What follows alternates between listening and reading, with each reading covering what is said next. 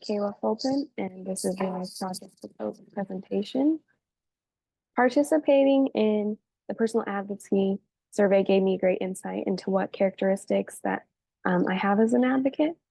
The track I've chosen to focus on in this degree is the nonprofit administration track and advocating also for adults and ending the cycle of poverty. To start, some of the characteristics and what I found of who I am as an advocate is I have the advocate of being a good listener. According to the results, a person with this characteristic hears what others have to say and hears their story so they can communicate that understanding to others and even educate others on what others are going through.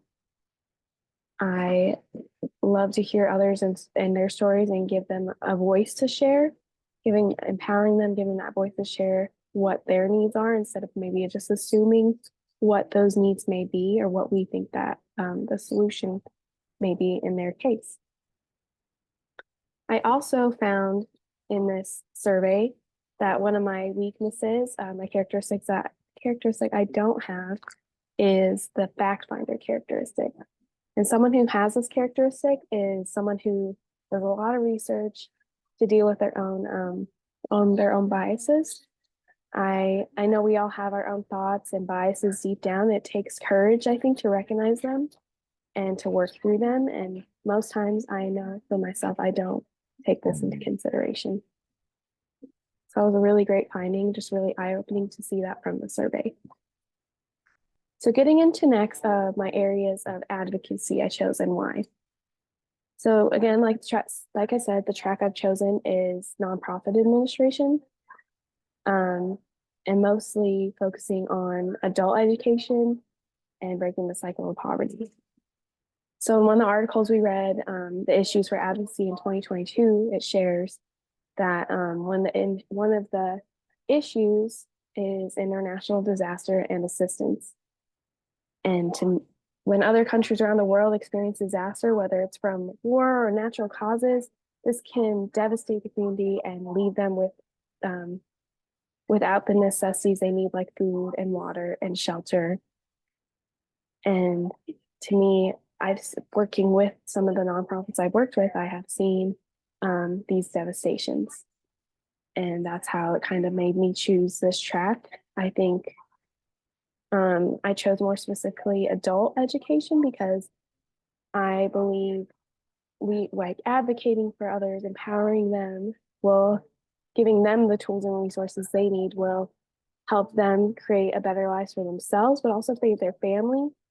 Like they should be adults, the parents are caring for their child. And once they feel empowered, once they have those tools and resources they need, then it allows them to not only take care of themselves, but also their families.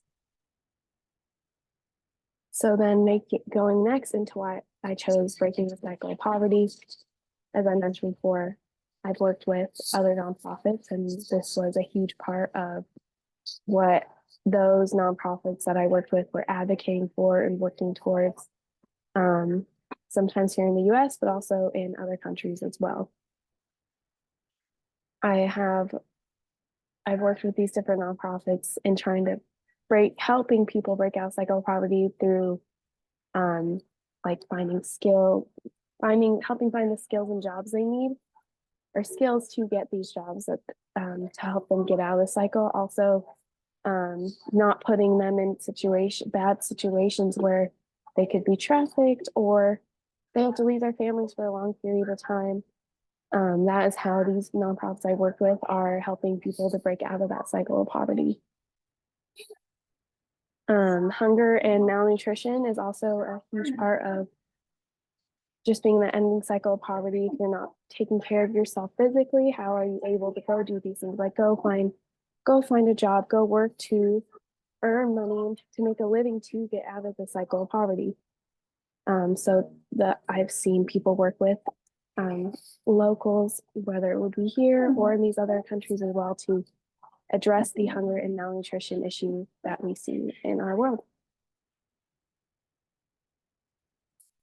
So yeah, why I chose this area is I've mentioned it multiple times. Yes, my experience is working with these nonprofits. I have worked with 6 nonprofits all over the world: Cambodia, Kenya, Nicaragua, Mexico.